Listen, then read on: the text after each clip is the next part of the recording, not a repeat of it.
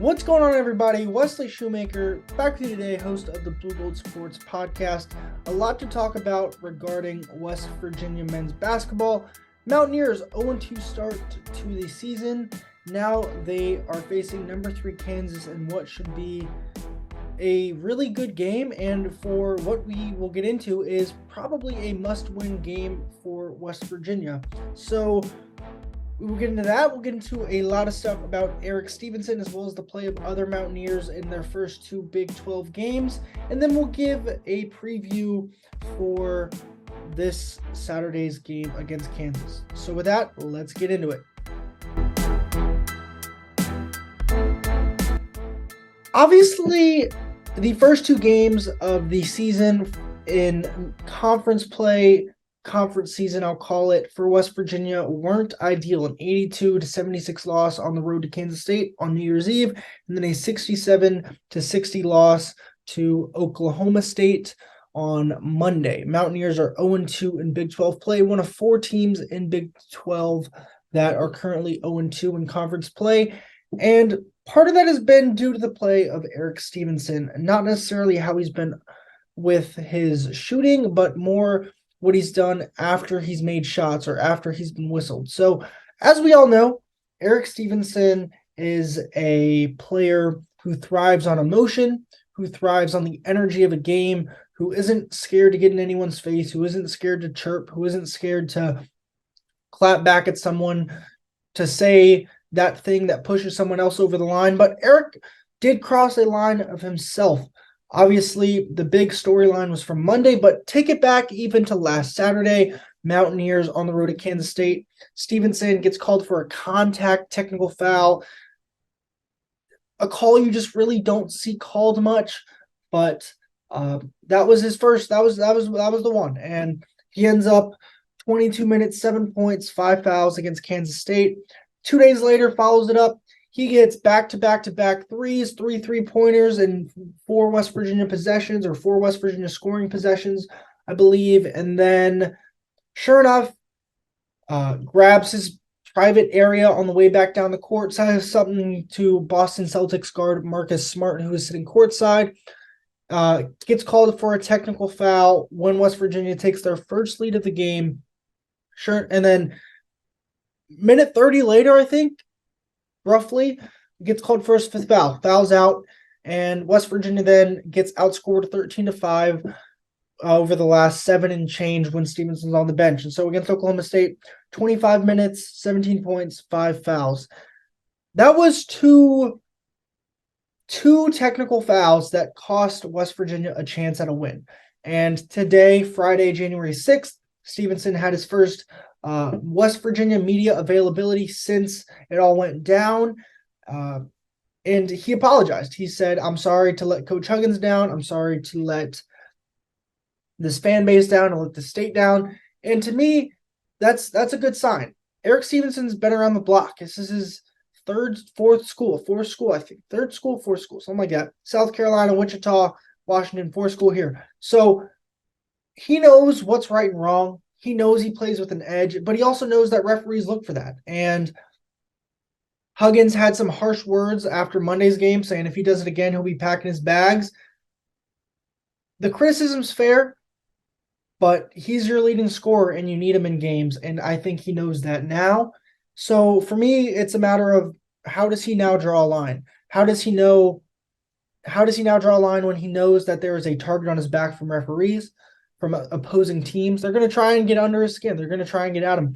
How does he still play his game effectively and not get called for dumb stuff? Because he is averaging 14 points a game, shooting 51% from the field, 45% from 3-point range. So when you are that productive to your team on the offensive end, and for a team that has now struggled 2 straight games to score the ball, you got to stay in the game, and that's going to be a key. And it's going to be interesting to see how he finds himself without doing that same ticky-tack, could cross a line, going up to a line stuff, because it could change the way he's played. He did admit that earlier in the season, he likes playing the game with this edge, with this passion, with this fire, but obviously there's a line you can't cross, and he crossed it Monday night against Oklahoma State. Moving on, Kansas. number 3 team in the country, right? They are really good, and they do it in a way that's not traditional. They're not the biggest team in the world, but they have dudes that can make shots. They have dudes that can rebound. They have 3 guys averaging over 10 points per game and over 5 rebounds per game. We'll start with Jalen Wilson, probably arguably the best player in the Big 12 right now. Almost 21 points per game, 8.5 rebounds per game, shooting 42% from the field. Moving on to Grady Dick, 15 points per game, 5 boards per game, 48% from the field, 48, almost 49% from three-point range. We'll get into Wilson and Dick in a second. And then Kevin McCullough, the Texas Tech transfer, 11.5 points per game, almost 8 rebounds, and shooting 46% from the field. So they have a lot of guys on their starting 5 who can really score the ball and really rebound the ball. Thing with Kansas is their depth gets a little iffy there. If they get into foul trouble, that depth could play a factor on Saturday. But their one loss of the year came to Tennessee in the Battle for Atlantis, lost by 14, and it just came down to them. They didn't shoot the ball well. Shot 32% from the field. They had 16 turnovers, and they got out-rebounded 45-27. So there's that size kind of coming into play, and I think West Virginia, they're going to have to get a lot more out of Milwaukee. They're going to have to get a lot more out of Jimmy Bell and a lot more consistency from them. Pat Sumnick, who we'll talk about a little later as well, he's kind of starting to come in with his own as well, and he's going to have to be a beast on the boards because getting out almost doubled out rebounded to Tennessee in their only loss this year isn't the best look. Also, Kansas, 2 very close wins, trailed by 15 to Oklahoma State last Saturday at home, ended up winning 69-67. And then this past Tuesday, I want to say, they seem to be in full control over Texas Tech, and then they only win by 3 on the road. But still, that's a hard place to play, and they got the job done. Biggest thing for Kansas is kind of limiting who shoots the 3 ball. They've made 112 3-pointers this year. Grady Dick has 36 of them, which is 32% of his team's 3-pointers.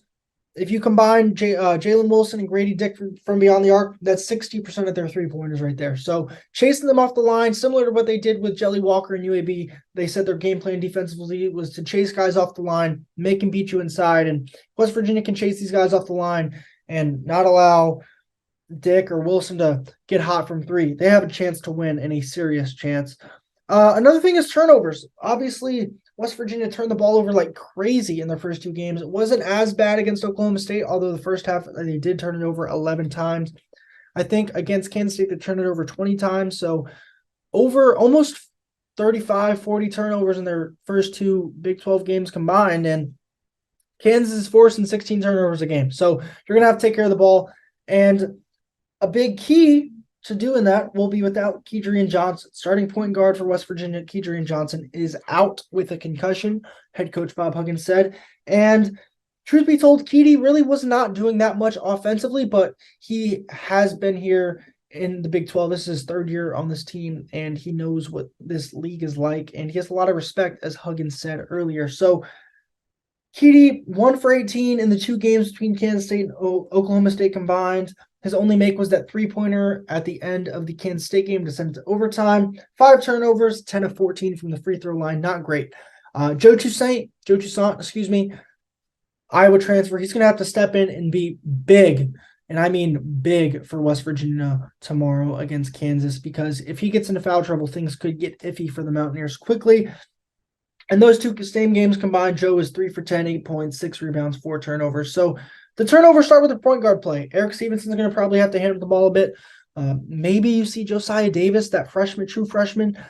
I don't know. I mean, Huggs said he wanted to redshirt him, and here we are, possibly biggest game of the year against the number 3 team in the country, and you have to play a true freshman. Could be a big stage, but also could be a big opportunity and moment for Davis. But Joe has to stay out of foul trouble. It's just simple as that. If he stays on the floor and can provide that spark defensively, make a couple of shots here and there, West Virginia will be in a good position to try and challenge Kansas on Saturday. So obviously the loss of Kedrian Johnson also hurts defensively. There's going to have to be more rotations, ball pressure from other places, and it might take a little bit of figuring out, but there's enough guys on this team that can fill in for Keedy. A couple notes on the Mountaineers. First off, Trey Mitchell. I got to give Mitchell some props here because Trey Mitchell really has been playing good basketball. Very similar stat lines in 2 games, which you don't necessarily see. So Trey, at times, I feel like he was timid. He didn't really go and get it. And although sometimes it looks like he's not like fully going 198 miles an hour, he's still putting up really good numbers. He played the full game against Oklahoma State, played 41 of the 45 minutes against Kansas State, had 16 points in both games, and these numbers are identical. He went 5 of 12 from the field and 2 of 4 from the 3-point range in both games, 13 rebounds against Kansas State, 7 rebounds against Oklahoma State. A really solid 3 is what Trey has turned into, and Jalen kind of filled that role last year, Jalen Bridges, who's now on Baylor, and Trey's doing that at a higher level. Sorry, I just called Trey a 3. Trey's a 4. Trey is a 4. I don't know why I called him a 3. Misspoke there. Trey has been a really good 4, and he's had to play the 5. And speaking of the 5, West Virginia's got to get something, either from Mo Wagee, Jimmy Bell. They've both been a little inconsistent in West Virginia's first 2 games so far. Wagee against Oklahoma State, 2 points, 3 fouls, 1 rebound in 6 minutes of play. And against Kansas State, he missed 6 free throws as well. Pat Sumnick, who is a JUCO kid who has now transferred in. He has now been inserted into West Virginia's rotation all of a sudden against Oklahoma State when Jimmy Bell had to have a rest and Wagee was not playing well. Huggs put in Sumnick, and 7 minutes, he had 2 points and 4 rebounds. And so obviously the scoring's not there, but he was trying and the effort was there. And I think for a guy in his first real game action, besides mop-up duty and non-conference play, that's kind of what you're going to have to ask from him. And Jimmy Bell, truth be told, he's been working hard, but there's still that consistency factor with him. Against Kansas State, 18 minutes, 8 points, 3 rebounds, 2 of 8 from the free throw line. Against Oklahoma State, 23 minutes, 4 points, 9 rebounds, 4 of 8 from the free throw line. So Jimmy Bell's going to have to be a monster. Wagee's going to have to step up. And the problem for me with Wagee is how common he's getting into this foul trouble, because he's entering the game and almost instantaneously picking up a foul. And when you have Jimmy Bell that's working as hard as he is, it's not conducive to really help him out. I wrote this down against Oklahoma State. Wagee entered in at the 13:50 mark, at the 14:01 mark, and at the 13:50 mark, 11 seconds later, he picked up his first foul. So he's got to be smarter. He's got to be better. Like, you got to defend without fouling, and you also just have to be better overall if you're Wagee, because this team can't just take one big into tomorrow night and rely on him, because obviously James is still developing. James Okonkwo is still developing and trying to get to the point where Huggins and the staff wants him to be at. But there's still a ways to go for him. So Wagee and Bell have to be big. Maybe Sumnick provides some minutes. Maybe you see Josiah Harris, another guy who has length, who can play the 4, play the 3. Maybe you see him kind of in a stretch 4 role tomorrow as well. And then obviously Trey Mitchell. He can play he's a stretch 4, can play the 5 as well with his height. And there's that. West Virginia's been better on the glass. They had a really solid rebounding margin in both games, but that's got to translate to offensive success. West Virginia shot the ball poorly in both of their games of Big 12 play, and that was kind of a surprise because this team had shot so well early on. West Virginia's 2 lowest shooting performances from the field are their past 2 games. Against Oklahoma State, they shot 37% from the field, and against Kansas State, they went 41% from the field. And if you want to talk about 3-pointers, against Kansas State, they made 4 of 18, 22% from the field. And then against Oklahoma State, they were 27% from the field at 5 of 18. So they've got to find more consistency on the offensive end. And it starts, to me, with Erik Stevenson staying in the game, staying out of foul trouble, and doing what he can to kind of spark this offense. Because there was times when he would not be in the game where this offense kind of seemed to lack that spark, lack that who's our go-to guy when we need a bucket, who's our guy when we really need someone to space the floor. And you're going to be without Kedrian Johnson tomorrow, so against Kansas, you've got to find that dude who can kind of take over at times if need be. And that will be the key to me. So moving on, before we kind of give a prediction for this game, is this game a must win for West Virginia? Let's get into it. So the Mountaineers are 0-2 in Big 12 play, but they're also one of 4 teams that are 0-2 in Big 12 play. West Virginia has not played their best basketball over the last 2 games, yet they have still had an opportunity to win 2 Big 12 games on the road. Now, with that being said, I think tomorrow is must win for this team, and here's why. Following Kansas, you host Baylor in what will be a very emotional game for some, possibly, with the return of Jalen Bridges to the Coliseum. Then you have to travel on the road to Oklahoma and then play top 15 TCU at home after that, who just knocked off Baylor on the road. So there's nothing easy over this January stretch. And if you lose to Kansas, then you have to play an emotional game where you're even more desperate against Baylor. That, to me, just does not seem like a good recipe. But if you get this win against Kansas, you can kind of settle yourselves a little bit. I think it helps you as you head towards Baylor on Wednesday. And obviously Baylor is a totally different animal with the return of Jalen Bridges. And we're going to see what this team is really made of against Kansas, because they don't have Kedrian Johnson, their senior point guard. They have Erik Stevenson, who's been in some hot water with his team, with his teammates, with his coaches in the last 5 days. And the recipe's there for them to crumble in front of a sold-out Coliseum on Saturday, but the recipe's also there for them to figure this thing out and right the ship come Saturday. So they're going to have to get some play out of Emmett. Emmett was in some serious foul trouble against Oklahoma State, 15 minutes, 8 points, 3 rebounds. And they're going to have to really rely upon who they are. And deep down, I think this team is really good offensively, and they're going to have to score some points because Kansas can score as well. Kansas has got some dudes, as we stated earlier, and they can score as well. Last thing before we get into a prediction is just the state of the Big 12. The Big 12 is hands down the best basketball conference in America. You have 4 teams that are 2-0, 4 teams that are 0-2, and 2 teams sitting at 1-1. 4 teams at 2-0 are Kansas, Kansas State, TCU, and Iowa State. And let's just talk about Kansas State really quickly. West Virginia fans, you might have thought that Kansas State was a bad loss, but oh my goodness, do they look like a really good team following a 116-point performance on the road at number 6 Texas. So I'm kind of surprised with this team. Obviously, there shouldn't really be a reason to be surprised when you think about it. They got Marquise Noel. They have Keontae Johnson, 2 dudes who can really score the ball, 2 dudes who have scored the ball and really led this Kansas State team.